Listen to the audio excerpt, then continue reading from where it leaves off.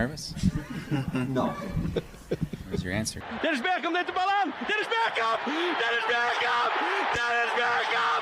Dennis Beckham! Oh! Oh, no! Oh, yes! He missed it! Welcome to the Suffering from Joy podcast. My name's Devin. Not the greatest spectacle of MLS. We'll take it from here. Made even worse by a very, very late goal.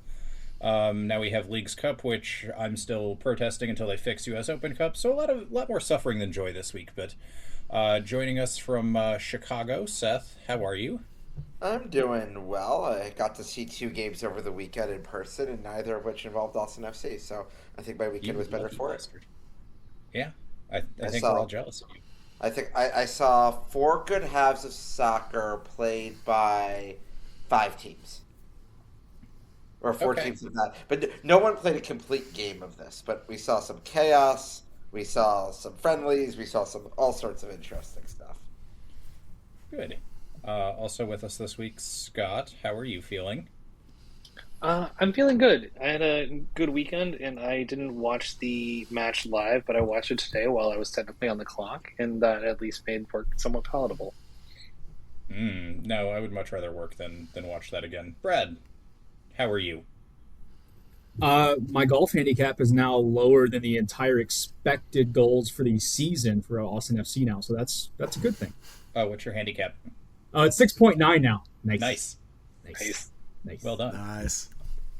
Special guest this week, author, knower of all things Austin FC, also a podcaster, also read his newsletter, sign up. Phil West. Phil, how are you? I'm doing great.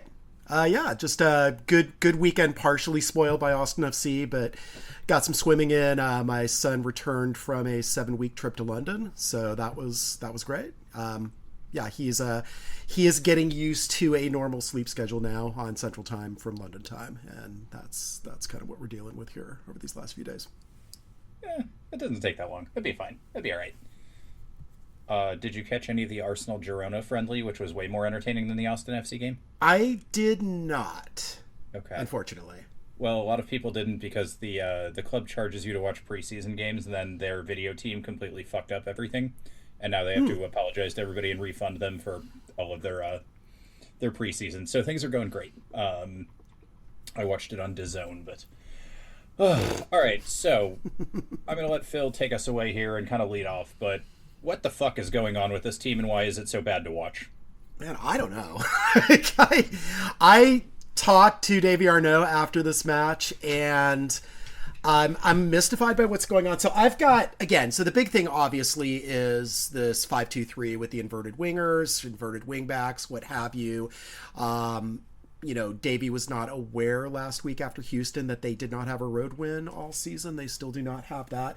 So I've got 3 possibilities as to why Davey Arnaud is doing this. And let me lay these out for you. So first, he's trying to show how smart he is so he can hit the market that should Curtin not retain him, which is looking less and less likely each week. So, it's kind of this look at this 5-2-3 I implemented mid-season, and I get everybody to buy in, and look at all the results, which, again, so far we're 1 point per game, -2 goal differential in these 3 games since we've done this.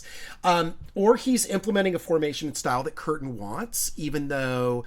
BHI was saying, as the player for that match that was made available to media afterwards, that he has never seen Curtin play a style of this, but he himself played a style of this in DC a few years back, a team that probably do not do that well. And I have a third. This is Davey's version of Mr. Miyagi's household chores. So they're going to get all this muscle memory, and by the time that Curtin comes in, it'll be this kind of wax on, wax off muscle memory situation, and they'll be able to play the style that Curtin really wants to play. That seems implausible, but that also seems like the most likely explanation for what's going on. I think it's my favorite of the options, but probably not exactly the pipeline we're going on. Yeah, you mentioned Daddy Hines said they played this system, but it takes a little while to learn, which sounded really...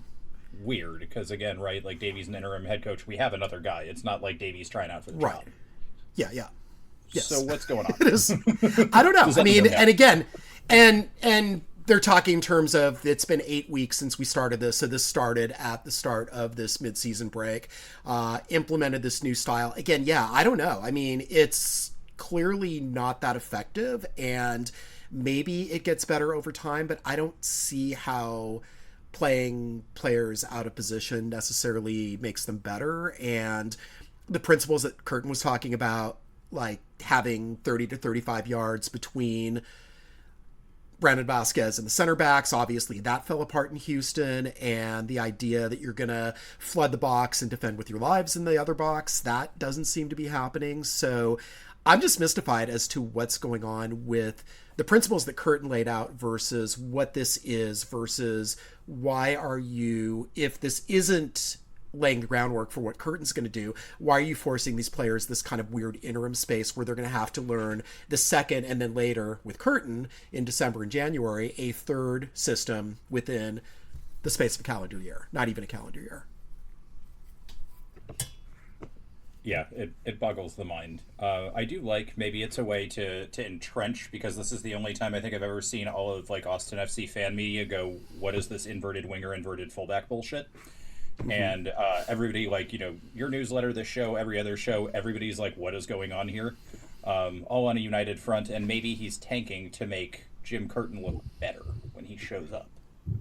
Phil, Nico kind of famously said that Joseph Rosales never actually played left back to in some way, shape, or form, right? Sort of, yeah. I think he was trying to say that he's not just a left back.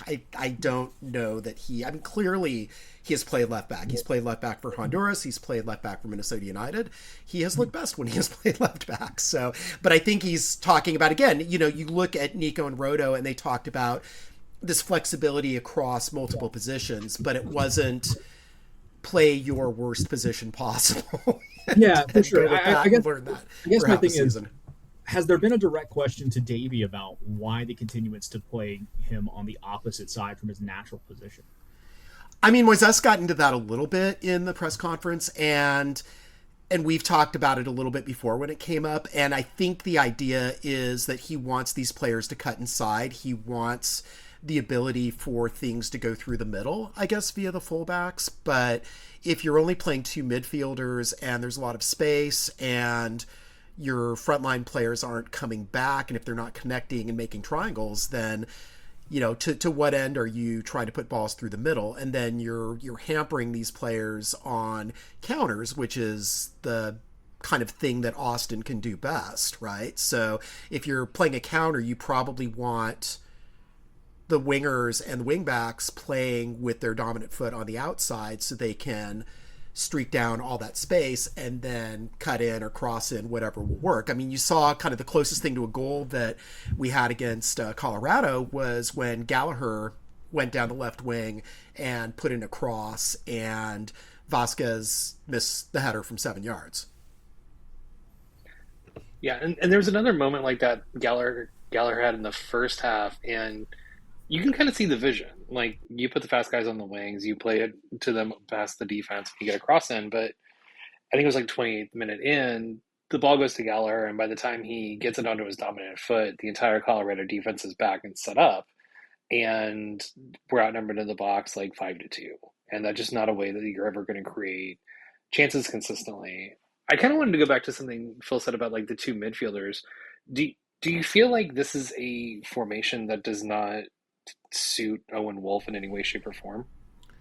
Yeah, I mean, I think it hampers Wolff. I mean, Davey talked about, I think it was after the Houston match, that Owen's not as involved because he's having to play deeper. And it's like, well, why are you having him play deeper? He's trying to get his confidence back. He's trying to come back from this injury. Why not play him where he's going to be best? You know, why not either, you know, play him out wide where he had some success, or have him as an advanced midfielder and, you know, have some pressure taken off him. Like, if you have two midfielders and you're making them responsible for the center of the park, they're having to cover a lot more ground and they're having to be a lot more defensive. So that doesn't really make a lot of sense. And you've also taken your youngest, freshest defensive midfielder and you've transferred into Argentina. So you're putting kind of more wear and tear on Ilya and on Sabovic. And we'll talk about Sabovic, I'm sure, later on. You might be surprised with what I have to say, but as a little teaser for later when we get to format. But yeah, I don't understand what he's doing with these multiple kind of positional switches that's happening. And I don't, yeah, I why are you implementing this now when a new coach is coming in December, unless this is what this new coach wants? And it doesn't seem to be what this new coach has ever wanted before. Plus, theoretically, and I know, Brad, you probably have thoughts on this, theoretically, Curtin is not supposed to be in communication with the team until December. Yeah, sure. I too don't have signal that can't be traced and things of that nature. I'm sure that we can't figure some things out to talk on the back end. Sorry. There's no way. Look, nobody can track carrier pigeons. It's still the safest way to communicate. There's no way, shape, or form that they're not communicating somehow. I can't believe that this is the vision that Curtin wants based on the way he's played in the past. No, Brad, it might actually be the vision that Curtin wants. Curtin can go be like, you know what? I want to set the lowest possible floor possible so that, you know what? If we're like 11th in the West in the sprint season, at least there was some hope here. That's some Georgia Costanza ass shit that I can get behind. Maybe he's just tanking for the super draft. Yeah. I do appreciate that all of us have conspiracy theories about this when we really just need to point to incompetence. We're kind of out of other options, or like, you know, Davey got like subdural hematoma or something while, you know, we were all watching the World Cup, or, you know, he walked and wanged his head on, you know, one of the stanchions or something. I've got nothing here, and normally I at least have some smart ass comments, but I think what's fundamentally most annoying is that I do believe there's a good 11 to put out there every week that fits together, and we're not putting the team in their positions to fit this well together. And the more I thought about it, Phil, you and I were talking in Slack about potentially, you were thinking of a diamond for this team, 4-4-2. Yeah, I mean, that's 4-4-2 diamond. That's something that Curtin has played before. I think, but it's maybe not even a Curtin thing, just for now, just get through the season. I actually think this team sets with our pieces to a 4-2-3-1, the more I think about this team. Sure.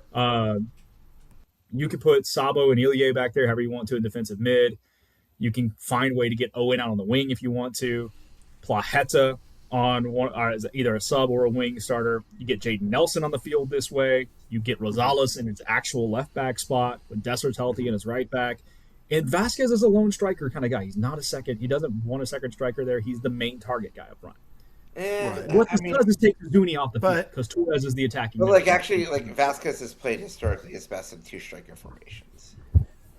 Yeah, but I think the way the way he's going to play for us is he's got to be the main guy. He needs to be the target guy with somebody coming off of him. But Izuni is the only one that's consistently scoring right now. Huh?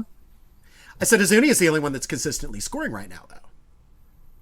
Yeah, but he's not a striker. To me, he's a second runner off of a wing. He's not the guy that you need up top. And I think, but we need to free up Torres. Uzuni will not be here longer than Facundo Torres. Okay. So Izuni, though, has 4 goals in the last 10 games. Do you know how many Vasquez and Facu have together? Probably 0 this year, or 1. 0. Yeah. The only Facu goal this year was Toronto, which I think you guys were at. We were not at that one this year. No, that was a couple years ago. Okay. Yeah. Okay. Yeah, but I guess my point is, I don't think Uzuni's going to be here long term over the next however long it is. What his contract? I think his contract's up at the first out of the 3, if I'm not mistaken, right? Finding a way to get Torres and Vasquez on the same page longer for the longer term is better for this team. Yeah, I think the bigger issue is we just have redundancies. It's difficult to play at the same time. And I don't even think that's necessarily just an Azuni Vasquez thing. I think it's also an Owen Facu thing.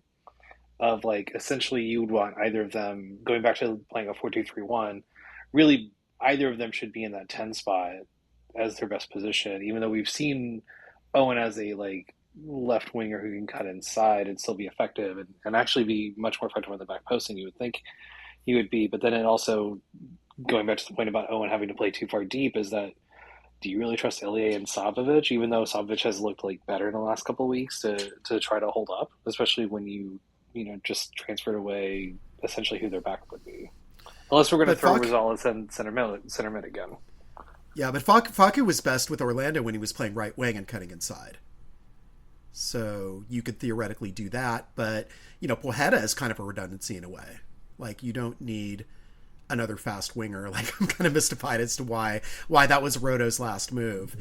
You theoretically would want to have, well, I mean, Nelson can play either wing really, but if you put him on the left, you have Facu on the right, then that is theoretically what's kind of your most threatening for this team in terms of their offense. Question mark. I mean, I'm going to go like even more philosophical on this. Like, I don't understand why we're going, hey, we have to do this rigid ass system instead of just going, oh, those are our best players. Let's try to put as many of them in their best positions as possible. It's not that fucking complicated. So, I don't know. Unfortunately, I don't think we have a lot of good answers, but any big spots in the game, we kind of mentioned this tactical thing is going to keep going, but any big spots in the game or anything you guys want to highlight while we're kind of talking big picture stuff? I mean, Brandon Vasquez cannot miss that header, flat out. There's a legitimate shot that Austin wins this match 1-0 if he taps one in from 6 yards, because we're playing the last few minutes differently with a lead. And this is what he gets paid to do. He's the tallest guy on the field, I believe, at that point as well. There's no reason not to get up, get your head on that, and put it on frame. Yeah, I mean, we can talk about, the defender in front of him barely misses it, and maybe he didn't see it great, but, like, you're a striker. Yeah, I know you're coming back from an ACL, but, like, this is your head. You're right next to the fucking goal. Like, if he puts it on goal and, like, the keeper makes a crazy save because he didn't get all of it, fine, whatever. But the keeper's out of the play at that point, too. Yeah. Yeah, like he's heading essentially on an open net. Yep. From 7 yards out. Yeah. Hit it into the ground onto the goal line. It's a goal every fucking time. Right. Yep. Exactly. Yeah, and that's the thing. They were as badly as they played offensively, they were competent enough defensively, matched with, Colorado's ineptitude, but that's another story. They were less than 4 minutes away from a shutout.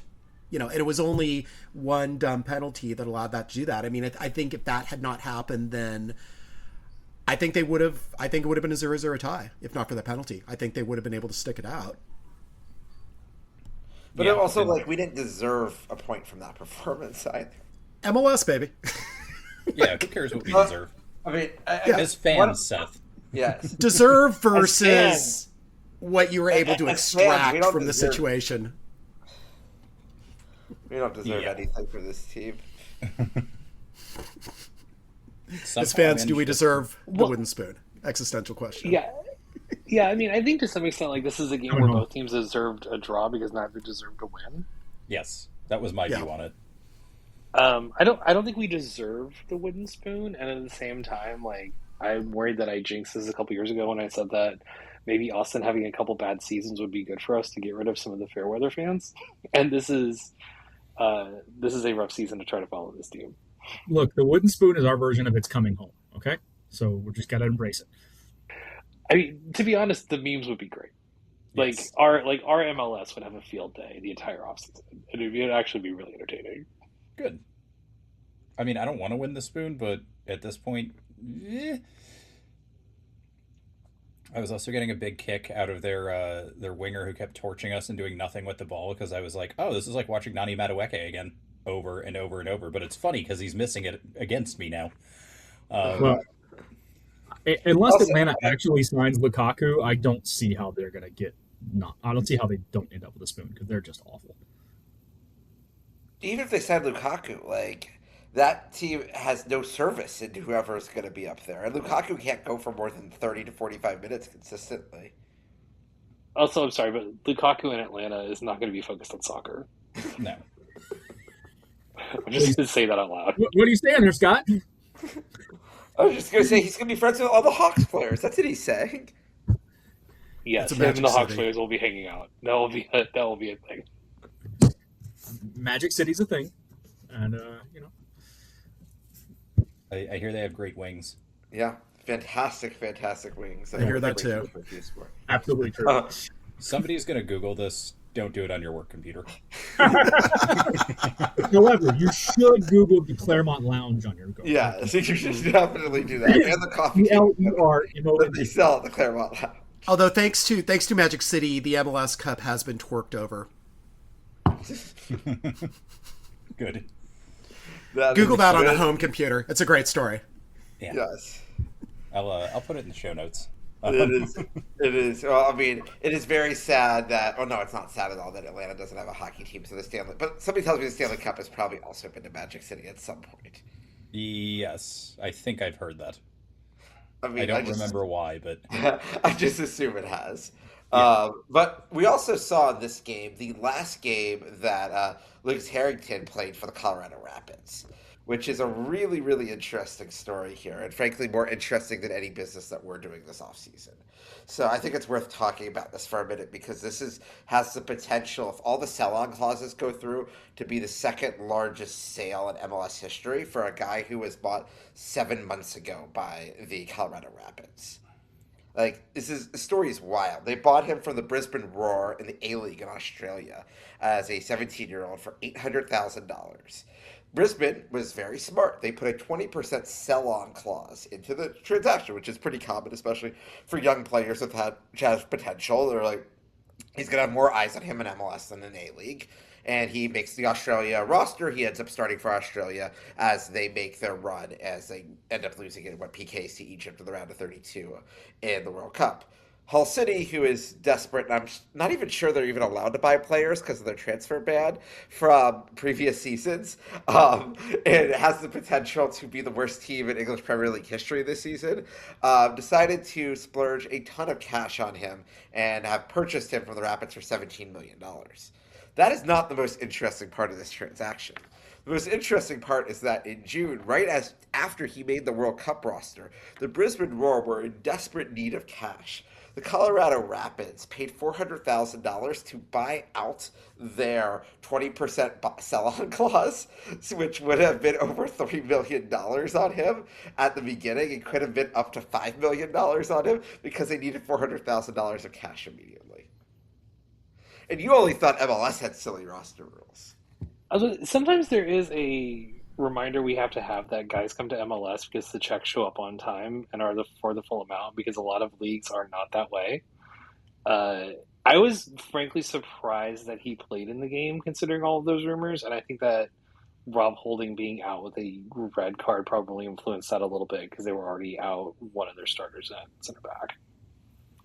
So we're all aware, though, they're just funneling this money to be able to buy Vinny Jr. for Arsenal, right? Yes, that's what all money goes to now.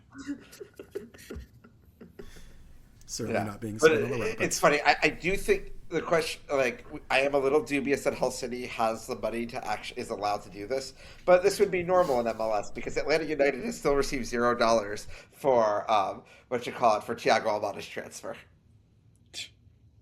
from Botafogo.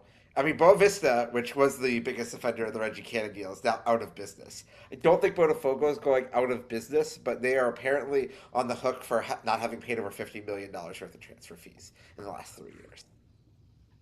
Are you saying that Atlanta had to spend more in discovery rights for a player who was already on their team before than they've gotten paid for him when they sold him? Yes. Yes. Isn't River Plate's record sale still Enzo Fernandez being sold from Benfica to Chelsea? I believe. Yeah. Okay. Yeah. Always fun when you get those. Yeah, I mean, we can talk a little bit more about the game, but like, do we want to?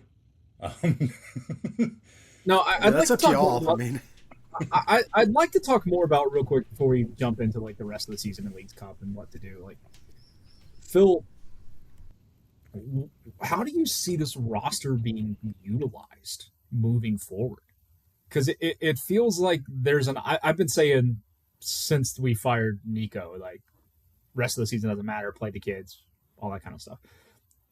But it doesn't feel like we're really going to try that too much, and that, you know, there's a belief that they're going to go after as much as they can. If we get mathematically knocked out of something, are we actually going to start maybe making those kinds of moves? I don't know, but it doesn't feel inside what's coming out of leadership at Austin FC like there is a youth movement at this point. Yeah, I mean, I think we're going to get to the point where it's going to be the mathematically possible zone, and then it would be more prudent to play the kids, as it were. I mean, I think they should just kind of try to see what they have the rest of the season and kind of mix and match and experiment and see what works and what doesn't, and what players are effective and what aren't, rather than sticking to the rigidity of trying to learn the system and master it. But that seems apparently the course that they're on, which to me is really strange. But again, just talking again, I ended up writing 2,800 words on the press conference, and there were still like other quotes that I could have folded into the story to just kind of capture what happened Saturday night. But yeah, Davey seems really, really sold on this idea of playing this format, and didn't see progress in Colorado, but apparently saw progress in Seattle and Houston, which is weird because the Seattle game was, basically you are playing for 80 minutes until your 12th man, the surface of the sun, takes over, and you're able to overcome Seattle that way. And then Houston, of course, is just a disaster. But, but at least with Colorado, I mean, as poor as it was offensively, they almost ground out a road win. It was kind of shades of Josh Wolf, and I'm actually reminded a lot of Josh Wolf in Davy Arnaud in terms of the sticking to principles, sticking to a system, and a kind of unyielding rigidity to that unless it is absolutely necessary to be more pragmatic and veer away from it. And I think we kind of saw that in late Josh Wolf when Roto came in and started exerting his influence. So yeah, I just, and again with BHI, I mean, it was pretty telling. I mean, his parts, I mean, if you go back and read the article and you see his quotes, I mean, he's essentially saying, yeah, this is what we're learning, and this is what we're tasked with right now. We're having to buy into this. And that's what they're doing until November, when, again, and that's the question. I mean, if you do a half season of this and Davey's already alienating Jaden Nelson, Davey's already putting players out of position, do you really want to retain this guy on a staff when Curtin comes in? Like, I want to the butler comes with the house, right? But I mean, do you really want to continue having that happen? I want to press you on something that you said a second ago, because it caught my ear. You said there were quotes that didn't get used that you could have easily thrown in the article. What's one or two that you would pull out of there that really caught that we maybe just couldn't make the cut for editorial reasons? Stuff about Vasquez's effectiveness. Like, I kind of wanted to fold that into a separate story, like not being worried about Vasquez. Like, he's in position, he's going to get his goals. Not so sure, but we haven't seen it yet. We haven't seen it this season. We haven't seen any goal contributions this season, but it was like that. And then there was a little bit about, Facundo as well. I mean, again, your DPs need to produce an MLS in order to be able to be successful. These DPs are not producing, and we're halfway through the season. Brandon doesn't have any goals, obviously, coming back from the ACL surgery. Facu has been healthy and theoretically integrating into the team. He has one goal. So, I mean, he has a ton of assists on set pieces, but, hasn't really contributed since the break. Yeah, I can get over the one goal for Facu, but the fact that all of his assists seem to be on set pieces is really disconcerting for a DP. I'm glad you didn't throw more quotes into that article, because I was going to go look up the press conference and didn't after reading yours, because I was already so fucking pissed off about reading all of those quotes about going in and learning the system. And you got a lot of the press conference, believe me. Yeah. Yeah, I was kind of curious, do you feel like Arnaud is not as media trained, and that's why his press conferences are a little out there like that? Or do you think that he's being, or do you think he's having a little too much candor about what's going on? Or do you think he's just kind of inherently in a defensive mode the way Wolf used to be in the press conferences? I mean, I think it's a little bit of defensiveness, and it's a little bit of just, I believe in my principles. I'm shooting from the hip. Some coach speak.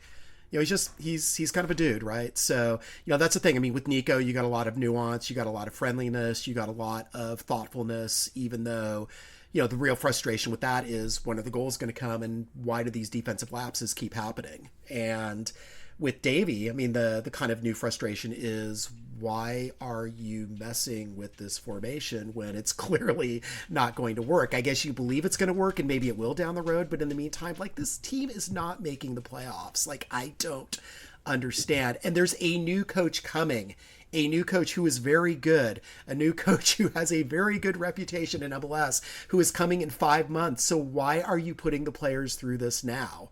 Like, what is the benefit of this? I mean, again, like I said, unless it's, Mr. Miyagi, it's wax on, wax off, it's paint the house. Like, what are you doing with this activity, and why are you running practices this way, and why are you doing this?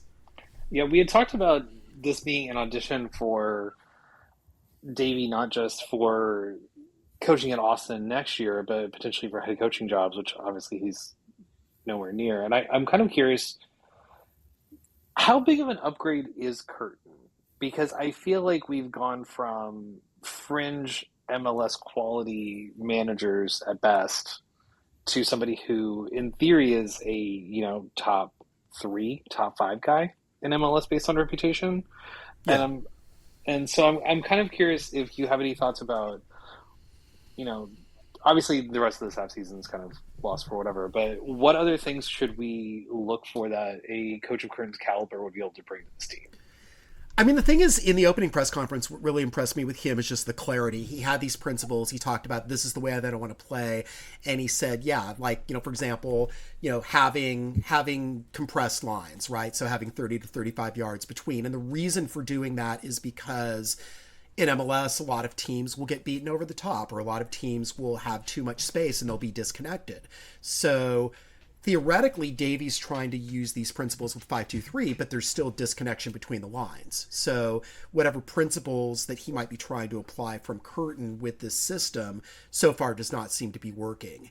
And from what BHI is saying, I think what they're thinking is eventually once this kicks in and once they master it, then they'll be able to utilize these Curtin principles with this Davey system. But I just don't know that they're going to have the time and the energy and the desire to do this, especially when they're 14th in the West right now. To me, the thing with Curtin that really impressed me is just his pragmatism. Like, he year in, year out knew how to win games in MLS, and that's why he's an effective MLS coach. Like, he understands the league, he understands what your DPs need to do. He understands like roster builds in terms of values, and he understands how to put players into position to affect positive results. Is Jim Curtin our Kurt Signetti? I don't understand that reference. I'm sorry. Who's Indiana head coach? So Brad, if he's our that guy. Right. Okay. Yeah. Indiana. Yeah. I guess so. You could say that. Yeah. So we're going to have like a bunch of 37-year-olds that are going to have like the years of their lives and dominate everyone. Yeah, MLS Sunbelt All-Stars. Let's do it. Kakuta Mane still needs a contract somewhere, right? Let's go. Yeah. Okay, I'm sorry. Is MLS DP money and NIL money really that different if you think about it? No. NIL money more. Yeah. Who's going to be the latest patch? Because we need a 4th jersey patch, right? Yeah. That needs to happen. I'm just going to throw this out there. Do we need to hire a sporting director so they can tell Davey to knock it the fuck off? Or, I'm just that would help. Solutions here. That would help. Have we tried emailing D. Arno at austinfc.com, links to the podcast? We could. They already don't like me, so... But where are we on the sporting director search? Is there anything new? I think he's got to be aware from the coverage, like, how people feel about what's going on. Like, and the questions he's getting at the press conferences, like, he has to know by now that this is a really tough sell for the media and for the fans. Phil, the guy didn't know we didn't have a road win all year. I know. I was very alarmed. We still don't. We know he has an Instagram account. We can target things at his Instagram account if we need to. Let the algorithm take us. If I put on a red hat and tell him what to do, will he listen? So we need Joe Rogan to talk about it. That's the problem. Phil, is there any word anywhere on where the sporting director search stands? Like, I haven't heard anything. I mean, what I had heard, like what we reported, is Lagerwey was the top choice, and I don't know if it got official yet, but he was mulling a project over in England. So it sounded like that was close, but I haven't heard anything kind of conclusive since then. And I know that he participated in kind of an MLS Media Day thing when they kind of did their MLS is back thing towards the tail end of the World Cup. Yeah, so I don't know. I mean, again, the kind of thing that I thought with Curtin is with him on board that you could go after some number ones as well as some number twos, but I haven't heard anything yet about like who they might bring in. I mean, obviously they brought in this this kind of head data analytics guy from the Union. And I know that there's a couple people in Austin FC right now that is kind of it's kind of a de facto sporting director organization thing that's happening, and I think Davey's involved, and I think Andrew DeLallo's involved as well. Somebody who's been with the club for a while. But yeah, I don't know that we're any closer to. They're pretty good about hiding those sorts of things. So I don't think we're gonna really get to know that until they're ready to announce it. Maybe Bogart gets wind of it, but. The reason I ask is I want a clarification that maybe somebody here will hopefully know. We're sitting on a pile of GAM thanks to Danny Pereira now playing up in Canada. Does that have to be spent this year? You can roll I don't think GAM it does. over the next season. Yeah. Okay. And but they're also talking about doing away with GAM. So. Yeah, this is actually a conversation I would have. So 2 points here. So Garth Lagerwey was rumored to be going to Burnley. There has been nothing announced from Burnley, and Burnley has most of their positions filled. So I don't think he's necessarily going to Burnley at this point. And that's where I think that is. But watch, knowing because I said that this week, we'll get an announcement that Garth Lagerwey has signed some position with Burnley because that's how the world works. The really big question, and Phil, I'd be curious for your take on this, is that so today we had big news in the league that Larry Berg, one of the co-owners of LAFC, was named the next MLS commissioner, and he'll start on January 1st of 2027. It sounds like Garber will be a senior advisor for a bit, and then eventually go off council or whatever and move on his way to let Berg be in charge of the show here. I mean, this will be the first new commissioner since 1999. That's a long time in this world. As we start looking at this, do you see the number one thing that this commissioner has to deal with is that the collective bargaining agreement runs out on January 31st, 2028.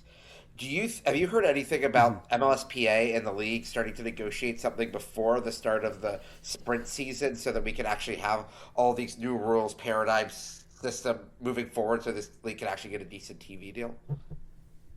I have not yet. I mean, I'm pretty sure that the reason that we didn't get the sprint season this year versus next year is because of the CBA. Like, it would be weird to have this kind of new season switch happen while the CBA is still, a year and a half in effect. So I think part of the reasoning for doing the switch 27-28 was to account for that. But yeah, no, I haven't heard anything about kind of where that's going. I mean, I know that there's talk, there were meetings during All-Star about kind of how they're going to change the financial structure perhaps in order to be able to get more players, not necessarily do away with DPs, not necessarily doing away with salary floors and salary caps, but allowing kind of a little bit more flexibility to bring in players, maybe bringing in more players. I mean, there's definitely talk of needing to up the values of the roster and needing to try to attract more high-level players into MLS to elevate the league, because that's really what it's gonna take to do that. And Larry Berg is kind of more of the competition guy. The other finalist was kind of more the broadcast rights guy. So I think this is the best of kind of like two mega candidates, but also there wasn't anybody, except for maybe Alchuk with MLS Next Pro, who was really being kind of groomed as the heir apparent to Garber. And I mean, Garber's just been in control for so long.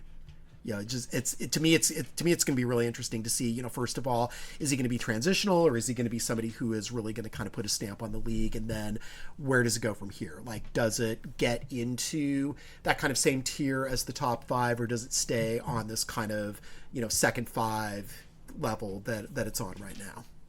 As someone who's covered the league as long as you have, what will Don Garber's legacy be? I mean, I think initially saving the league, because he shepherded through the period where there was contraction, where the league was in danger of folding, where you had, the Galaxy's owner, blanking on his name right now, the trophy guy, the guy that trophy's named after, owns. Yeah, Anschutz. Yeah, he owned 6 teams at one point. Lamar Hunt got pulled in. Like 4 or 5, right? Yeah, they owned 3, I think. Yeah, so it was just a lot of people or very few people rather were having to keep the league afloat with their ownership, and Garber was able to kind of manage that, and then got it through all this kind of transitional stuff. I mean, I think he's been, good and effective overall. I mean, I think obviously he has maybe kind of worn his welcome out a little bit. I mean, he's been there a long time, and, there's definitely kind of concerns about having, any leader in place that long of a league. But no, I mean, I think he's going to be overall remembered as somebody who was able to save the league and get it to, this kind of level where it's at right now. It's just the matter of it needs to go kind of beyond where it is, and there's just kind of concerns about can it do that with the current TV contract? Can it do that with the current kind of group of players that it has? I mean, there's obviously it's made some gains, but it's not the NBA, it's not the NFL, and obviously it's not going to be either of those things. But certainly, can you have it be a strong third league in American pro soccer, or is it going to be still kind of more fringe, despite just having had the World Cup here? Well, it's also interesting. They chose a 60-year-old guy to be the leader of this. Like, I mean, effectively, Don Garber was in charge of this for 27 years. Larry Berg is not going to be in charge of this league for 27 years. No. That makes me seem like this is a 5 to 10 year appointment, probably. Yeah, I think so. Yeah, it's interesting to me to go from owner to commissioner. I'm sure this has happened in plenty of sports before, but it is just like it's an interesting transition that he has to sell his equity off at LAFC, and it's like, okay, he's probably going to make more from that sale than he is from his time as commissioner. But yeah, well, we'll see what Gianni has to say about that. But just off the top of my head, Bud Selig owned the Brewers and then became commissioner. Yeah. That's what I'm saying. It's like, I just wasn't thinking of anything. I'm kind of surprised that embattled that, considering Infantino's just complete clusterfuck of the World Cup and post, that he probably made a call at some point, but obviously he's still trying to maintain FIFA, being the head of FIFA, even though everybody wants him fired now. You figure it'd be a lot easier to embezzle money through MLS than FIFA, honestly. Well, yeah, I read who's gonna watch and care. Yeah. Well, I read a story that apparently he was trying to get his salary raised up to like U.S. sports commissioner levels because he only makes like $6 million a year or something like that, which does seem kind of low, but that's also just what the government knows about. Yeah, but that's also like straight salary. He gets all his like miles and shit comped, and I mean, he has Qatar. He has a private Qatari jet that flies him around. I don't think that any of the commissioners, I'm sure, have jets that they use there, but like they don't have as nice of a plane as that. Yeah. And I mean, like Roger Goodell is, I have a lot of issues with him, but as far as like the business side of the NFL is, they print money. So there's a reason why he gets paid $48 million a year. Yes. Yeah, let's. I want to get into some of those deeper issues. I want to talk about some Austin FC moves, but let's do the format real quick, get it out of the way, and then we will talk some Duber Sarski, some Alice Due, some other stuff going forward. All right, Phil, you were our guest. Who is your stock rising? Well, never thought I would say these words, but Basart Sapovic, stock rising. His play early in the season, obviously, it was a very low floor, but he has been playing better the last couple of games. Actually, Footy, y'all are familiar with that new app. So by their rating system, best player for Austin FC in the Colorado game, again, low bars, but still. And then sixth best player in the Houston game, which again, low bar, but certainly doing better than other players on the team. He had that assist in the Seattle game. He had the near goal on the set piece. I asked Davey about him taking more set pieces, and that might happen.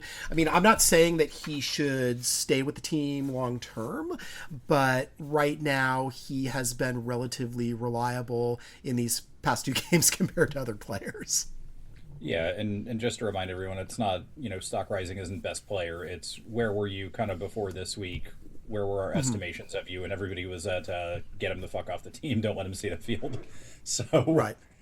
Being serviceable player is definitely an upgrade for that. Mm-hmm. Yeah. Seth, who is your stock rising? My stock rising was my own decision to not watch a second of this game live.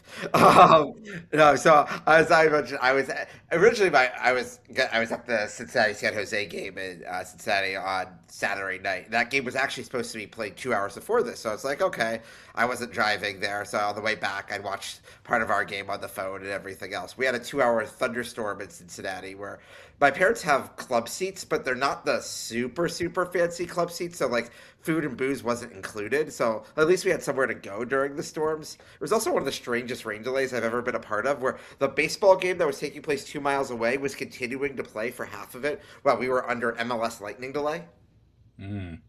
But that game was so much fun to watch, and the exact opposite of this game, because we had 22 shots in the first half. Like, it was just end-to-end, like, MLS After Dark, snorted cocaine soccer. No defense at all. San Jose debuted their new Dude Wipes sponsor on the back, and Timo Werner was running down right in front of me on the wing. It felt like it was very emblematic of whatever MLS After Dark should be. Evander ended up scoring from like 35 yards out. 40 yards out right in front. It was, I mean, close to midnight Eastern time by that time that went in. Like, there were maybe 6,000 people still in the stadium at that point. Like, I mean, they would have had a good crowd otherwise. But it was still, like, that's way more fun to talk about than what we saw. You mean more fun than Austin getting 8 touches in the box all match? Yeah. And hey, and one of those touches we talked about here, and then we had one touch in the other box, and that wasn't so great. Yeah. I don't know. Now I'm getting frustrated about this again. All right, Scott, do you want to go next? Sure. I was going to say Davey Arno's first touch is still there, stock rising. He had there's a really great diagonal pass that one of the Colorado players played that just overhit his player, and Davey just controlled it first time really great. As somebody who's had to watch Greg Berhalter coach on the sidelines more than he would have liked, it's nice seeing a coach who could still have some ball skills. Yeah, but how's his bounce pass game? Unclear so far. Yeah, okay, so, room for improvement or for him to impress us some more. Like, he could at least be entertaining on the sideline. Yeah, like, bare minimums here. That's all we're asking for. Brad, do you want to go next? I kind of have a tie because I'm stuck between both of them. So I'm going to just name them both. Mateja Jordovic, who I think is getting really solid on the back line, is earning a spot. And, I saw the other day in Slack where somebody was like, why isn't Svatak playing? Like, what's he done to earn it? And I think Mateja's been solid the last few times he's been out there. And I'd like to see more of, especially because he's young. This might be a center back that we can build around. And then the other center back that I think we can potentially build around if we don't end up selling him, he's not actually a center back, but Biru. He's better center back than he is on the wing for me, or outside of left back for me, because he can't roam around and do stupid shit with the ball.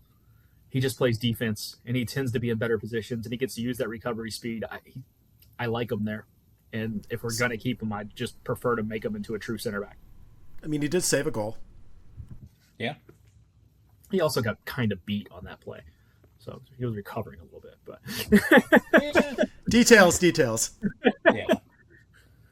Yeah. My stock rising is me for staying awake for that entire match. Or anybody else who did that. Pat yourself on the back, because that was horrible soccer. And we'll get into it a little bit more. But anybody who noped out at halftime or like the 75th minute, don't blame you. Yeah. So, all right, we'll go back around and do the slightly longer category here. Stock falling. You say that knowing I never have that option of noping out. Yeah, exactly. All right, Phil, you want to hit us with your stock falling of the many, many options? Yeah, I'm going to say Brandon Vasquez. I mean, again, we talked about the header. 346 minutes total, 1.5 XG, 0.1 XA in that time. The last 3 matches, he has 3 starts, 253 minutes, 11 shots, 6 on targets, nothing to show for it. I mean, again, I understand he's coming back from the ACL injury, but it's just real frustrating. I mean, again, DP9 has to produce, has to score goals. Until he gets on track and starts doing that, I'm going to be openly worried about, both him and Facu. Yeah, I think he could use a pity penalty or something coming up. Maybe just like a grimy Leagues Cup goal, something. Yeah, I'm with you. Like, I've cut him a lot of slack. I don't really expect him to be back to full fitness until at least the end of this season. But you got to like, that header has to be on goal. That's not your ACL that you missed with. Brad, you want to go next for your stock falling? MLS scheduling, because they're going to take it from here and not have a damn thing to watch all Saturday afternoon or all Sunday afternoon when you're not competing against anything except local baseball and golf. What the hell are you doing? Competing against Leagues Cup. They got to have their time to rest for Leagues Cup. Don't you know this, Brad? Yeah, now you care about player welfare. Here's the thing. If you want to and the tell me, All-Star game that nobody watched. you had a game in a dome again with two damn good teams playing, by the way, in LAFC and Vancouver, that you could have easily played at any point in the day. There was no reason that had to kick off at 6:30. There's no weather concern there. It's in a freaking dome. Chicago was at home in 75-degree weather. Chicago should not have been at. The fact that Chicago was at home on Saturday was utterly outrageous because it was Lollapalooza. That the fact that there was both a Chicago home game and a Liverpool Leeds friendly at Soldier Field during Lollapalooza, do not recommend. And for those who don't understand, they are Lollapalooza location, Grant Park, and Soldier Field, not far from each other. So that's just a cluster. One train station. Yeah. And then the other one I'm talking about, rivalry match, Portland-Seattle. It was 70-something degrees in Portland. You had options galore to have games on all weekend during the day and take on this World Cup, post-World Cup viewership, and you did nothing with it. Just stupid. Yeah. Actually, I'm going to go ahead and jump in and do mine now because Scott already touched on it, but like everything about the All-Star game. Stock falling, like they did the skills challenge, which is the only useful thing at a AAA baseball stadium, and then it got like lightning delayed, and then the TV feed dropped, and it's like, you guys can't even do this one simple thing correct. I didn't even bother to watch the All-Star game. I think I have no idea who won still. So, they fumbled some things with Messi and co last year, but this is like, why did you even have an All-Star game? Like right after the World Cup? Didn't you maybe kind of think that Messi was going to get to, at least the semifinals and was going to be on that 3-week break during the All-Star game? I mean, he's never going to play an All-Star game, but still. Yeah. All respect to Charlotte. We went there earlier this year. A great crowd, lovely people, great atmosphere. Playing an All-Star game in a half-empty stadium, yes, it's an NFL stadium, looks terrible and is a bad advertisement for your league. The skills challenge being in a AAA park, AA park. Yes, it was in the AAA park across the street. Was also ridiculous. Yeah, or maybe that like you don't actually need an All-Star game. Yeah, well, that's a whole other conversation. I understand that the All-Star game is a convention to be able to host other things, but like, I don't know. I feel like we're all like, this was the most afterthoughty All-Star game I've ever like. I had to just confirm that MLS beat Liga MX 4-3. Also, this format stinks. Like, bring in someone else. Or, honestly, just play East versus West. What a novel idea. Yep. So, Matt, you think with 30 teams in the league, you'd probably figure that one out by now. Play East-West. Maybe they can bring back the North America versus the world format. Look, make it East-West. Do what baseball does. Every team gets an all-star just to make sure everybody's represented. If you play this game in a month, after Leagues Cup, it would make much more sense. If you want to put some juice behind it, winning team gets to host MLS Cup. Yeah. Winning side. Yeah, fine. Something along those lines. But it was a whole shit show. Seth, you want to go next? I realized I had another stock rising that I left off. That there's teams that wear the color green that can actually play soccer. Congratulations to the Vermont Green for winning a back-to-back USL 2 men's title, and their women's team also made the final. So they only lost one game this season between their men's and women's team. I don't know what this is like. I can't explain what this experience is. I'm just going to acknowledge that these things exist. The stock falling, I think, has to go to Owen. Like, Owen, it looks... I mean, we talked about it a little bit earlier, but, like, I don't know where Owen fits into this formation. Like, Owen was the catalyst, whether he was in the middle or on the wings last season. Like, Owen was the reason that we had a marginal offense and made the playoffs and made the Open Cup final. Yes, I know he's coming back from injury. Yes, I know he hasn't played... I don't think he's played a full 90 yet. Let me make sure I am saying this. He did play a full 90 against Houston. But, like, he has been kind of lost out there. This is a major, major drop-off, and I hope that I hope Jim Curtin can unlock him next year again, because if this team doesn't, we're going to have to go on a massive buying spree. I feel like we're already, like, always, like, 2 weeks away from needing to be a massive buying spree, but, yeah. We're on our selling spree now. You don't need a sporting director to just give away players at this point, load them out for no fee, on a U22, at least we get the spot back. I, at this point, think CJ should be sold to a USL team or at least loaned to a USL team. If he's not going to play minutes for either team, what's the point? Like, he needs to get minutes. And honestly, that might be his Send him level. to New Mexico, Austin FC 1.5. Yeah, I'm with Phil. I think he's a USLer or like, maybe some scrub minutes down the road, but yeah. Some hard decisions need to be made. Scott, who do you have for us? Speaking of hard decisions, I was going to say Facu. Lowest rated player for Austin in the Colorado match, subbed off in 64 minutes, subbed off in 70 minutes against Houston. For a DP who came in, just getting outplayed by somebody with your same last name is never a good sign. Again. Yeah, Davey's really fond of that Torres for Torres sub. He's done that twice now. Points to Davey for that one. It has to be really easy to write on the card. That's got to be the key. Yeah. All right. Phil, you want to lead us off with your moment of suffering other than all of it? I would say waiting for the press conference. Because again, it took a little longer than it should have probably. And I was watching Portland-Seattle while I was waiting for that, which was actually a really good, fun, entertaining game with teams doing things on both ends of the field.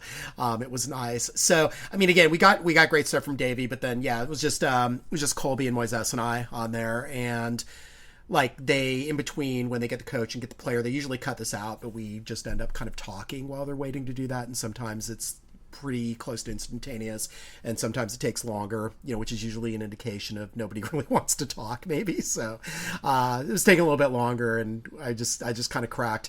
Well, I knew who we're not going to get as a player, so and Colby pretty much figured out who that was going to be, and indeed it was VHI. So which kind of makes sense. Again, your veteran leader who actually gave really good candid answers. Like, he was great. I mean, Davey was candid too. It's just that he's candid about a team that's being terrible right now in this, trying to institute a system that I don't think they're going to be able to institute effectively. And if they do, then I think it's going to be too late to do anything other than, hooray, you mastered the system that may or may not continue when the new coach comes. It continues to boggle the mind, but maybe we'll get an answer one day. Scott, what is your moment of suffering? My moment of suffering is a realization that we have 19 more matches left in the season, and I know that we've kind of like given up hope and kind of talked about it as a lost season, and we're not even technically halfway through it yet. And Phil has to watch all of them. There could be fun, new, exciting ways to lose. So again, I'm just seeing what narrative can unfold. I'm sorry. Yeah, I mean, again, like we might see Davey bust out a behind the back pass. We don't know. Yeah. I mean, there'll be some fun new ways to lose, I think. Yeah. We'll get creative in that sphere. Seth, how about you? There will be narrative. I mean, that's the thing. I have not lacked for quotes to put into articles and to frame those in post-match press conferences. They've just been kind of bleak and depressing to write on Sunday mornings. Don't worry, they're depressing to read too. Yeah, it's like, okay, watch it come in here. Okay, do I like need to start going to the bourbon this early in the morning to get through? And if you would like your depressing quotes, please remember to subscribe to Verde All Day, Phil West's newsletter. Yes. But generally, you guys should subscribe so you can read everything because it's awesome. If you love the suffering portion of the show, you'll love Phil's newsletter. Right. But it is mediated by Emergency Podcast, where we've been having fun with the do wipes thing over like several different episodes now. Because Houston did it, and then San Jose did it. Again, kind of continuing the ties between the clubs. That makes sense. That they're the ones to jump right on things, and maybe that they'll have to find a third team to move them to. But I think San Jose is gonna get the 2 stars back from Houston, but they're gonna have to be on the lower back of the jersey. I want this to happen now. Yes. No, the fourth DP will, in the new CBA, the fourth DP will be sponsored by Dude Wipes. It has to be spent on a player on the back line. He'll be known as the DWP. Has to be a sub, too. Subs only. Not to break up too much of the fun, but there is actual MLS news, which is that apparently LA Galaxy are signing Chucky Lozano. Oh, And if you have not heard the name Chucky Lozano in a while, that's because he has not on. played since the MLS postseason. Oh, I'm so Last year. happy. That's perfect. Also, like, oh my god, loading what a heel turn! This is like wrestling. This is awesome. No, but like also, you're San Diego FC. Your second biggest rival is the LA Galaxy, and you're loading them. This would be like the equivalent of us loading a DP. This would be like the equivalent of us loading like Uzuni to Houston. Not quite, but it's still like that's a choice. It's maybe not a bad move for us. Or for Houston. Yeah.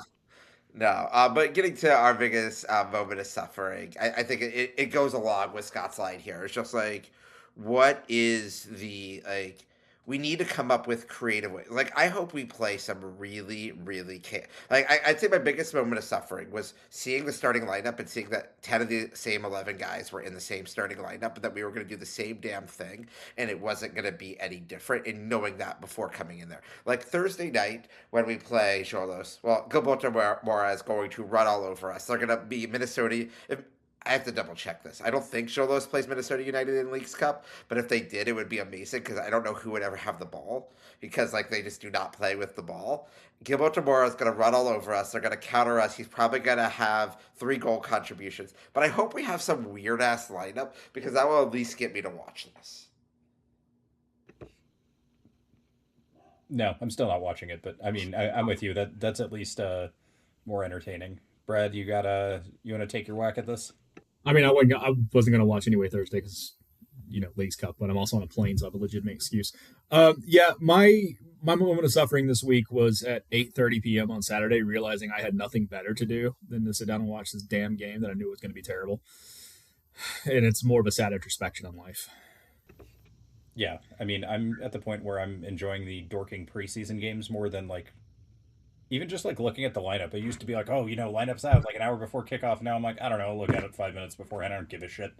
I mean, listen, I love this club. I'm on a damn podcast every week talking about them. You're going to have a real hard time in about 5 weeks keeping my attention once football season kicks off on Saturdays. I'm just saying. What are you doing to convince me to watch this shit versus, throwing $5 and $10 on college football and yelling at the TV? Yeah, especially once we get into conference season, those Saturday night games are going to look very, maybe somebody wants to borrow my tickets this week. I'll still watch. We'll still do the show. Don't worry, guys. I mean, honestly, if the Argos were doing better, we talk about them more. But the Argos are unfortunately... Argos are not that bad. They've been on the road all season, and they're right around 500. They're not that bad. Yeah, they're 3-4 in the season right now. So yeah, but they haven't had a home game yet. Yeah. So I guess we get a over-under here. The most talked about game of the college football season is September 19th. As for what you call LSU at Ole Miss, has that been confirmed as a night game at this point? Yes, and it pisses me off because Auburn and Florida kick off at the exact same time. Okay, so we have those games. We go to Frisco at the same time. Well, there will be more messages on LV Slack about those 2 football games than there will be about our game in Frisco at this point, which our friends in the Frisco front office have still not supplied us with ticket information for that. I'm guessing I'm going to be watching the Frisco match sometime on Sunday afternoon. I'm guessing that you're not even going to bother watching it at all unless we at least get a point out of it. Y'all did see that Dallas for Leagues Cup, they're playing 2 games on the road. They're playing their first game at home, but they're playing it in Mansfield rather than Frisco. Yeah. Yes. So I drove by that stadium the other day on the way home from a concert up in Dallas. It's actually really nice. Like we're driving. It's in the middle of freaking nowhere. It's built. Yeah. It is. So the U.S. women's team is playing their World Cup qualifiers there against El Salvador. To be clear, it's in the middle of nowhere, like right off of a toll road. I mean, what is more DFW than a stadium in the middle of nowhere off a toll road? I mean, there ain't shit around this thing. There is nothing around this thing, but it looks nice from the outside. It's near Midlothian. Yeah, which is crazy for those of us who are from DFW. No, the peak of DFW architecture is to have a strip mall with a Randall's in it that has a Starbucks outside of the Randalls and also Starbucks in the Randalls. The one thing that DFW has over us is that I was able to find Portillo's the other day. So I'll give them. Was it good Portillo's or was this just like Yeah, Carrie approved Portillo's. Okay, carrier-approved Portillo's. Okay, this is important for the private equity investors are doing well, I guess. Yes. But yeah, that stadium, what blew me away when I drove by it was it hit me that FC Dallas 2, aren't they using that as their stadium now? Yeah. So they're training almost an hour to an hour and a half away, depending on traffic, and then getting down there. Yep. Yeah, but looking at where, like, if you're flying into like DFW Airport, that's a much easier drive there. Oh, no. It's at least 45 minutes from DFW Airport because our hotel is near DFW Airport. It was about a 45-minute drive. Yeah, but isn't Frisco's Frisco's about 45 minutes too, 30 to 45. It's just like it's all huge. I mean, But at the least problem is DFW there's nothing down there by that stadium. At least in Frisco, there's hotels. You can stay at the Holiday Inn Express and get a great night's sleep. but we also have, speaking of Midlothian, we have Hearts has not gotten a result in 3 matches so far this season. Rough start for them. Because they had the 2 Champions League matches. Yeah, and then they lost, and they get to play Benfica in the next round of the Europa League. Good luck with that. We'll just offer Benfica money and see what happens. Also, yeah, I think we've talked about this, Phil, but I assume you saw this, that Benfica finished 3rd in the Portuguese league despite not losing a match last season. Right, yeah. Truly incredible stuff here. Can't wait to see that in the Marino documentary. I was just waiting for the Conference League draw today because I need Freiburg to make the Conference League so I could go over and see one of their matches in November. They will play the winner of Alex Ring's HJK from Finland and another Scottish team in Motherwell. So we'll see who wins that in the next 2 weeks. Motherwell looked pretty good the other day. So we'll see. I do like that the SPL is back and we have stuff to watch. Yeah, and like we have a few random Europa League and Champions League matches on ESPN Plus this week. I looked on the Watch ESPN app today, and tomorrow there are 2 Champions League matches on there, but they will not tell me which teams they are. They'll tell me what times they're at, but they won't tell me what teams they are. And there's multiple matches at those times. So stay tuned to Roulette on ESPN Plus at 11 and 1 tomorrow. It's like a mystery box. It'll be fun. I'm going to go ahead and do mine real quick. There was a moment Christian Ramirez was warming up, so I want to say this is about the 82nd, 83rd minute, where I got really excited because it was like, oh, we've been getting our asses kicked this entire game, and we could still steal it. We're going to bring on a guy who just gets these goals out of nowhere. We're going to take this, and then, we got this. I guess we haven't really talked about the penalty, but for me, I just don't think Plaheta sees him. And, we saw this a couple times in the World Cup. It's unfortunate. Like, I'm not going to beat the guy up for it, but, like, you kind of hope maybe you're a little more aware or smarter or something. I mean, all of us think it's a penalty, though, right? Oh, it's definitely for sure. Okay. Yeah, David thought so too. Like, I mean, obviously Plaheta having a dumb penalty at some point in his tenure here was on the timeline, right? I mean, nobody doubts that was going to happen. It just happened so early. Yeah. And, like, it was already a soul-crushing game, but we could have been like, all right, well, we got a point out of it. That's, you look at the XG, okay, good, road point. But no, and it was a well-taken penalty. The only thing I thought maybe we would get was they had a guy who was offside, like, chasing the rebound, but I think they made the right call and not pulling it back for that sort of little minor technicality infringement type of thing. But then the game gets extended out, and Azuni has the chance at the end and just kind of miffs that attempt as well. So could have done better. But the entire lack of urgency from the team for the last 2 or 3 minutes as it got extended out was infuriating. Yeah, it wasn't even hot like it's been, relatively. And, like, there's 3 or 4 minutes left. Just go. It's not like you're going to have to worry about playing extra time or anything. Right. Yeah, losing 1-0 versus losing 2-0 is essentially the same. Yeah, like goal differential probably isn't going to keep Austin out of the playoffs, right? Yeah, exactly. Right where we're at right now, there's no reason to not go for it. All right, so we got through all that. I do want to talk a little bit about the moves. My backup stock falling was going to be my prediction that Nico Duber-Starsky was going to be our breakout player of the year. So that shit's not going to happen. Did you stipulate it was breakout for Austin, though? I think I specified it was breakout for Austin, but I don't remember. He broke out of his lease at his apartment complex. Yeah, there you go. So he is off to not even a very big club in Argentina. Kind of a surprise move, I think. Isn't he like reconnecting with the former coach though? That might be it. I guess we didn't get him from the biggest of big clubs either, so He's playing for a suburban team in Buenos Aires. So they're like the 5th most popular team in the area. I mean, honestly, he probably gets more minutes and develops better there for when he returns, if he returns. Yeah, well, yeah, I'll be, yeah. I Probably guess we're going to have a 50% roster turnover the next year, so we'll see how that goes. Yeah, I mean, I think it is going to be more if than when, but still, that is an opportunity for him to maybe develop and grow if we, need a player like him in a 4-4-2 diamond, which hopefully we'll be playing or not playing whatever we're playing now. Yeah, let's just not do what we're doing now. And then we filled that slot with Jorge Alestue. He's another La Masia trained guy. Those of you who watch FCito will be very familiar with him. He kind of plays as like this attacking mid, but scores a lot of goals. I will be curious to see if we put him further forward. I was thinking he was going to be more like a ticket along 8, maybe get forward a little bit, Chavy type player, but we will see what happens there.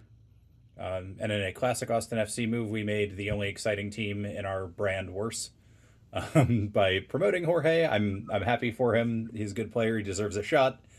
But it was just a little funny that even when we do the right thing, it's harming one of our teams. Here's the question I'm going to ask you, Devin, because you watch a lot more FC2 than anybody here. Yep.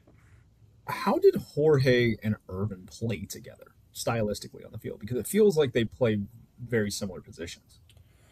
Irvin gets played on the wing a fair amount. They have like kind of tucked in wingers. Mm-hmm. We haven't seen a lot of him on FCto, in the past few months because I guess he's been training up for the first team. But they're sort of like maybe a twin attacking tens type of thing you'll see. But a lot of the times they play Irvin off the left and then Jorge's kind of in the middle / the right. And so there's combinations, but it's not, this dynamic duo coming up or anything. Yeah, Moises and I were talking about this on the last emergency podcast, and Moises has watched a lot of Verdos and basically thought that they were very complementary, even though they do have some overlapping skill sets, thought that they worked really well together. I mean, again, I don't know that we would necessarily see them playing a lot of minutes together just because, it is risky to have two relatively untested players, out on the field at the same time. But, if the team is out of the playoffs in October, then maybe that's a good idea to at least see what they can do. I mean, I would rather see this team kind of figure out what they've got for the sprint season for 27-28 than try to mess with the playoffs now because that's looking more and more distant every week. Phil, do we give Damian Loss a start in the next 3 matches during Leagues Cup? I think so. Yeah, I think you have to. Yeah, absolutely. I mean, it's a cup competition. Your number 2 needs to be a cup goalkeeper.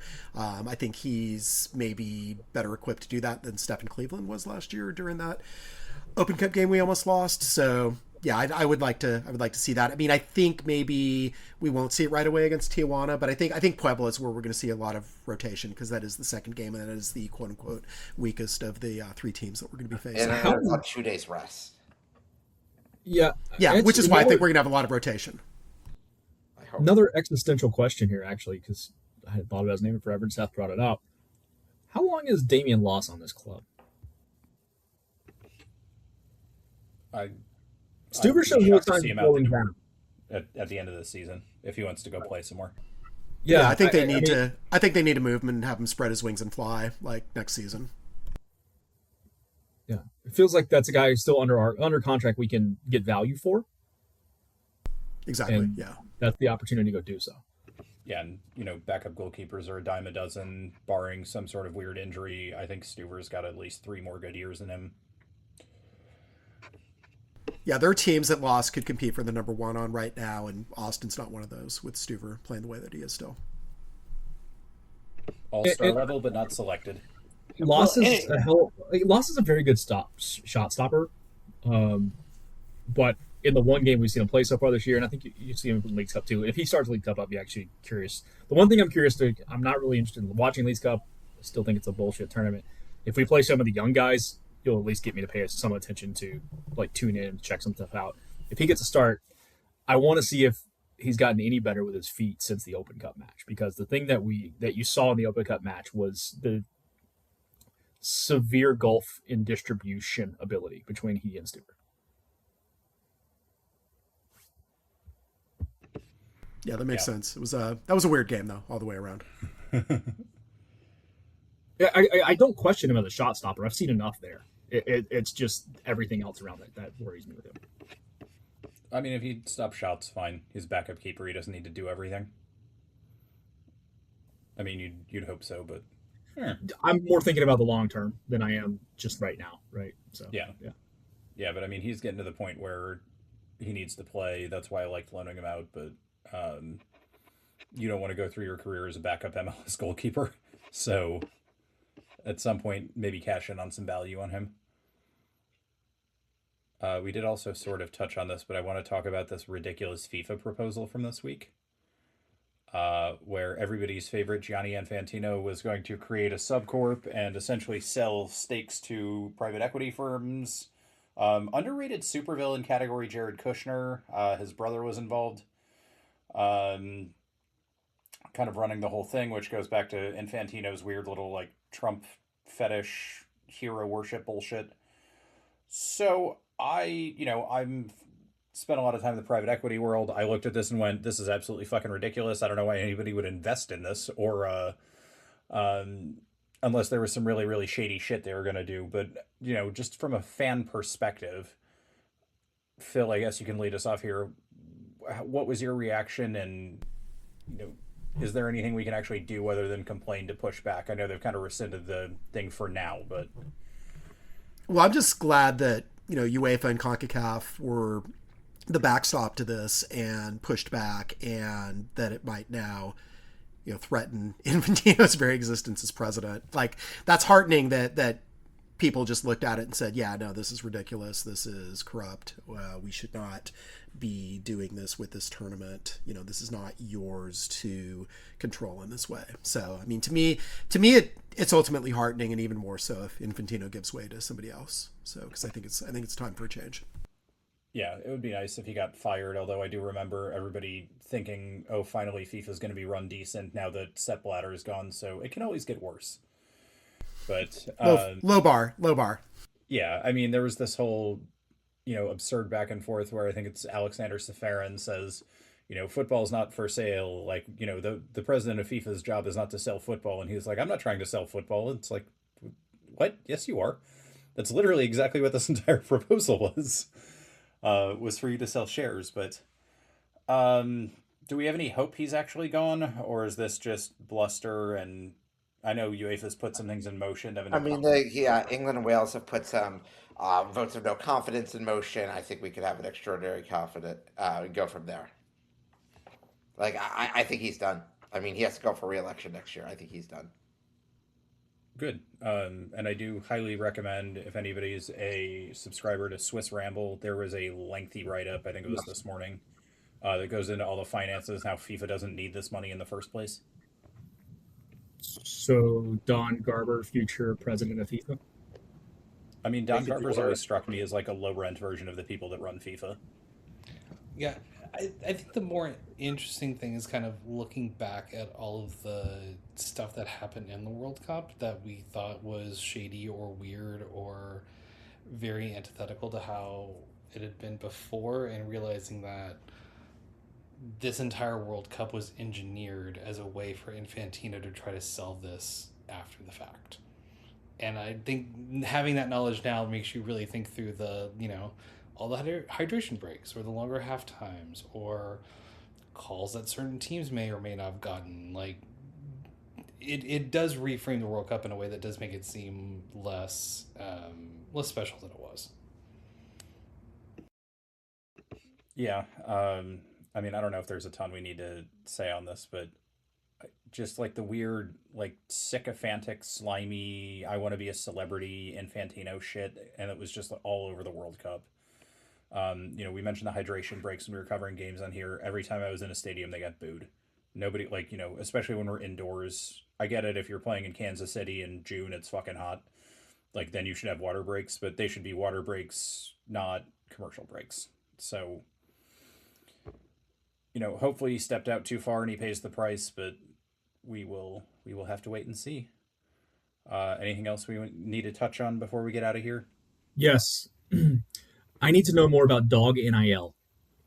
Oh, yeah. So this past weekend, Philip and for a little bit, Juniper went to an acting class.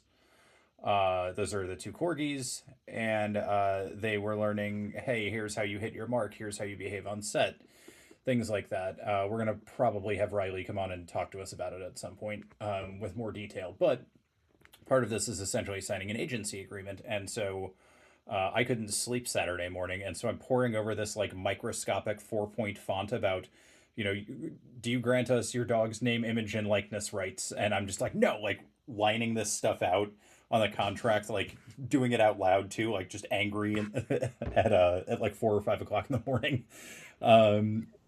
Doing like, and there's some clauses in there. Well, I'm like, well, absolutely not. This is completely ridiculous. And so I get to do the whole dog agent parent thing. And they are open to doing some experiential stuff. Hopefully, I always joke that we paid $1 for Phil and he's still a net loss.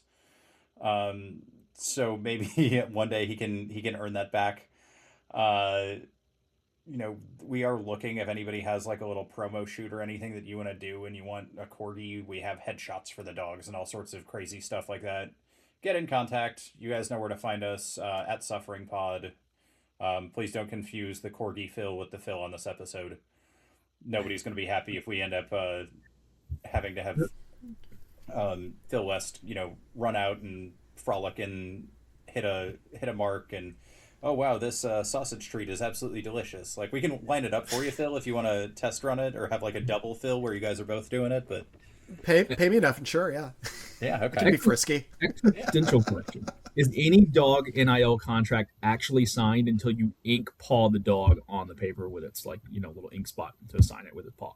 So you sign it as the controller of rights, sort of like a parent signing a contract or like a health insurance thing for a kid. But I would insist on doing that myself. And they have actually been like printed and signed things before. We used to do that for Christmas cards, then nobody ever gave a shit, so we just stopped doing it. But there's like dog friend, don't like just grab random ink there. You have to get like dog friendly ink that you can do it with, but we know all sorts of ridiculous stuff. So yeah, we'll definitely do some deeper diving on the dog acting talent. But yeah, if anybody knows anything, or you think you want to shoot an ad or work on your creative portfolio or something, we got dogs ready to work. It sounds more entertaining than Leagues Cup. Yeah. So I think that's my project. Instead of watching Leagues Cup matches, I'm just going to start harassing people and asking if they'll put my dog in things. We do have an important cup this week that is going to be happening. Yes. So, as you may know, that Paramount Plus and CBS Sports now is the home of the CONCACAF Champions Cup, which also means that they are home to the pre-qualifying tournaments, the Caribbean Cup and the Central. I think it's Copa Central America or something. I forget the exact name of it. What team is returning to the Caribbean Cup this year? Honky Honk. Honky Honk. Violette AC is back in the tournament. You can watch this match. Let me give you the exact time of it. And it's on Paramount Plus, so you can actually watch it. It is at 6:55 p.m. tomorrow. They play last year a team that actually made CONCACAF Champions Cup, the amazingly named Defense Force. Yes. Violette against Defense Force. An unmovable object against an unstoppable force. I really love that the fan base embraced the team that beat our team as it does somebody that we follow. I can still hear the tune in my head to the beat. I know every damn beat of that tune. Even if we wanted to get rid of them, they're ingrained in our brains now. Great. It's fine. I'm pretty sure when the Haitian national team was playing World Cup and they were going through one of the cities, I heard them playing, like their fans playing that same tune. Yeah, you could hear it before the Scotland game in Boston. Yeah. And now we are getting a purple jersey. Also, if we're, at some point we actually need to track down if Amber Tarek was an actual person who actually was technically an Austin FC player. And I think we have to start by talking to the VLE players to figure out if he was actually real. Well, has anyone pulled up his G plus or G minus from the new get to 75 game? I did not look. Well, no, he wouldn't be on there because he didn't play in an MLS match for us because he never played in the continental United States for Austin FC. Yes. So is this like a Rudy situation where it actually maybe doesn't count? I mean, technically he played less league minutes than Rudy did.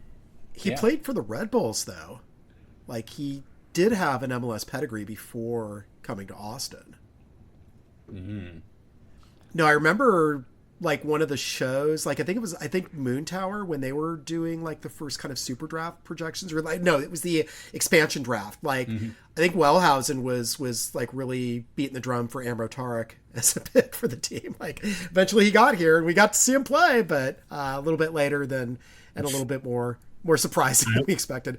I just want to know what the bets were on that game, and there was something going on.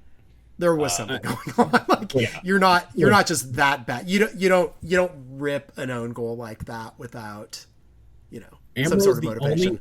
Amro's the only Austin FC player in history to average 1 goal a game. Correct. You were technically correct, the best kind of correct. I just want the 30 for 30 on this in a few years of when someone will actually fess up to what was going on. Well, I mean, to go back to the Rudy analogy, maybe if Vince Vaughn and John Favreau were really, really mean to him, he would have played fucking better. It's an idea out there. All right, I don't think we're topping this. So we'll be back with more nonsense as Austin FC continues to trudge through the season. Maybe we'll talk about Leagues Cup. Maybe we won't. Hey, the Argos are back at home on to Thursday night. So they finally return for their first home game of the season, Thursday night, 6:30 against the Calgary Stampeders. All right. Go Argos for you guys. Watch Argos suffer through Leagues Cup. Watch Argos suffer through Leagues Cup. This is not a hard decision, everyone. Yeah. At least split screen it. The odds of the Argos scoring a 1-point score versus Austin scoring a 1-point score are much more in favor of the Argos. Yeah. Experience the Rouge, the new and updated Rouge. That should have been their tagline, but anyway. Before we run this overtime, thanks to Seth, thanks to Scott, thanks to Brad, and special thanks to Phil West for joining us. Follow Phil, sign up for his stuff, listen to his podcast, read the newsletter. I'll put it all in the show notes. And as always, thanks for suffering with us. Bye. Promise here for Austin Jared Stroud. It's Diego Fagundes. He has written his name into Austin folklore. They just won't go away. Oh, he hits the upright again. That's impossible. The Bears' season's going to end on a double doink. Altidore squares it. Dempsey's missed it. Donovan has it. From hope, there is glory.